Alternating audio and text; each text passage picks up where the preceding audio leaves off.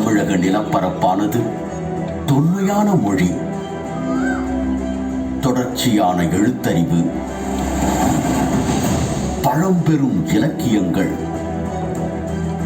பல்வேறு வகையான கலைகள்,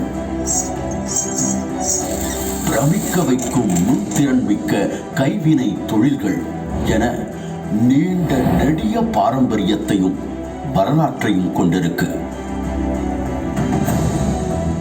இந்த தமிழக நிலப்பரப்புல மனித குல வரலாற்றோட தொடக்கத்தை பத்தி தெரிஞ்சுக்கணும்னா ஆயிரக்கணக்கான, ஏன் லட்சக்கணக்கான ஆண்டுகள் பின்னோக்கி செல்ல வேண்டியிருக்கு.